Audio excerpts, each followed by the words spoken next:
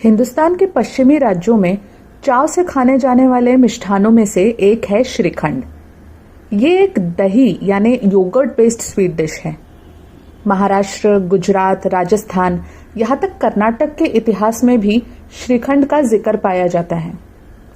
कुछ लोग तो इसका इतिहास महाभारत काल तक का बताते हैं। महाराष्ट्र में श्रीखंड पेशवाई से मशहूर हुआ। पेशवाई खाने में परोसे जाने वाले पकवानों में से एक श्रीखंड पूरी हुआ करता था। ये कॉम्बिनेशन तो आज भी उतना ही मशहूर है। आइए आप और हम आज श्रीखंड पूरी बनाते हैं।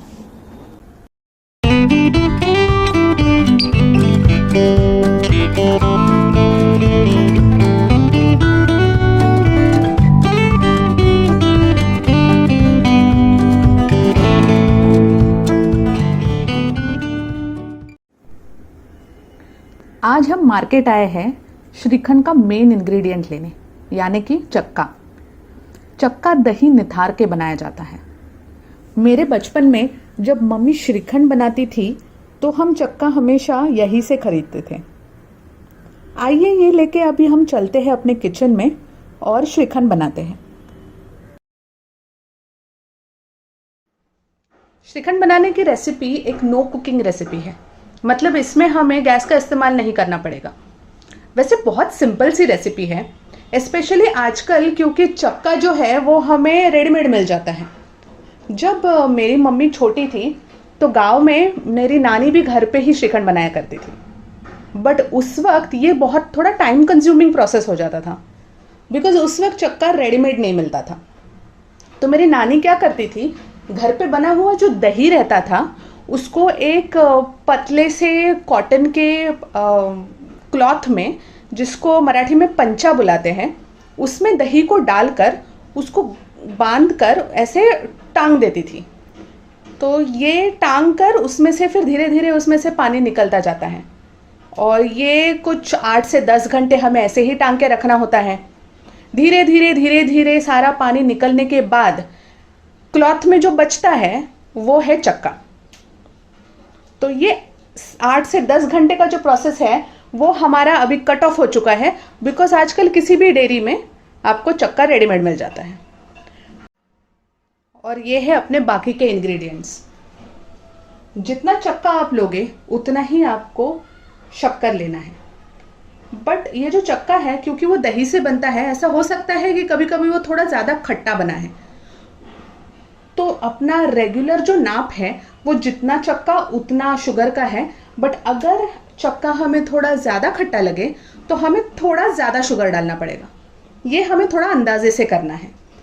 शुगर के अलावा हमने यहाँ पे ये केसर और इलायची का सिरप रखा हुआ है।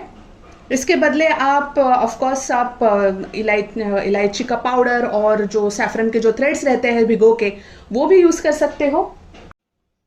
इसके अलावा हमने थोड़ा और इलायची पाउडर भी ले रखा है, और गार्निश के लिए कुछ बादाम और पिस्ते। That's it. ये है बहुत ही सिंपल सी इंग्रेडिएंट की लिस्ट। और अभी चलते हैं प्रिपरेशन पे। अभी हम ये चक्का और शुगर जो है वो इस बर्तन में डाल के उसको पीसना चालू करेंगे। ये जो बर्तन है ना, वो हमारे यहाँ पे जब पूरन पोली बनाते हैं तो पूरन, मतलब वो जो पूरन पोली का जो फिलिंग रहता है उसको पीसने के लिए भी यही बर्तन यूज़ करते हैं। और यही बर्तन आज हम ये चक्का और शुगर पीसने के लिए भी यूज़ करेंगे।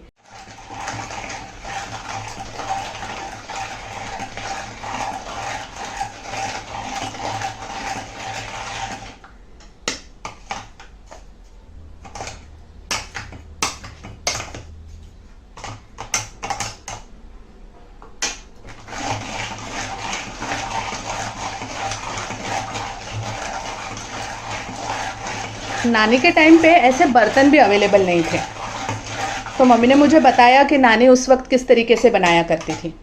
तो वो जो पंचा रहता है, मतलब वो जो सॉफ्ट सा कॉटन का क्लॉथ रहता है जो चक्का बनाने में यूज़ हुआ था, वो सेम कॉटन का क्लॉथ एक बर्तन के ऊपर टाइटली बांधा जाता था, और उसके ऊपर चक्का थोड़ा थोड़ा करके डाल के हाथ से ही उसको ऐसे गोल गोल घुमा के पीसा जाता था। क्योंकि वो क्लॉथ इतना फाइन और सॉफ्ट होता है, वो एक छलनी की तरह एक्ट करता है, और हाथ से ऐसे गोल गोल घुमा घुमा के धीरे धीरे नीचे आपका वो पिस के जो चक्का होता है वो फाइन होके नीचे बर्तन में गिरता रहता है। थैंकफुली कुछ टाइम बाद ये ऐसे इक्विपमेंट्स इन्वेंट हुए और अवेलेबल हो गए। इसके लिए लेटर उसके बाद से ये चक्का पीसने का जो प्रोसेस है वो थोड़ा सा आसान, थोड़ा सा स्मूथ हो गया।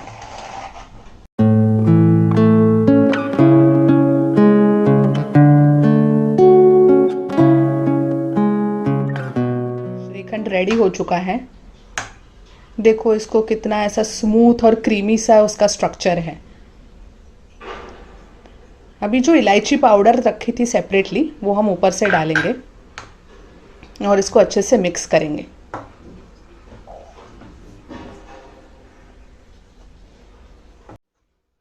ये इलायची फ्लेवर का श्रीखंड है। इसी तरीके से आप इसमें मैंगो का जूस डाल सकते हो, मतलब मैंगो का प्यूरी डाल सकते हो। आपको जो और कुछ डालना हो तो वो डाल सकते हो, तो वो मैंगो श्रीखंड बन जाएगा, आपका स्ट्रॉबेरी श्रीखंड बन जाएगा। Basic preparation remains the same, सिर्फ इस स्टेज पे आकर आपको कोई फ्लेवरिंग जो भी आपको पसंद हो वो डालना है।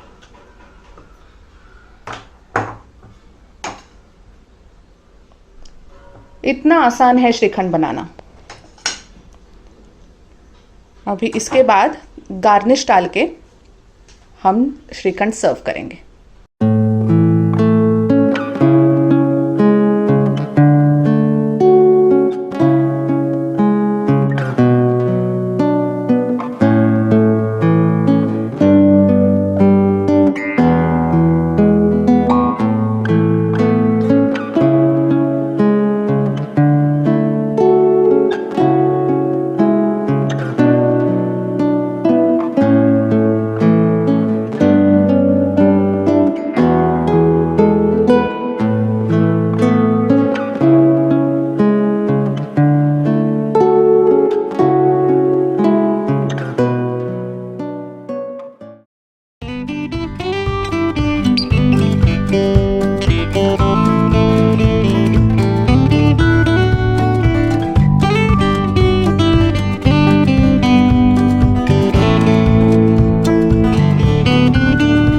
हमारा वीडियो पसंद आया हो तो उसे लाइक करें और हमारे चैनल को सब्सक्राइब करें।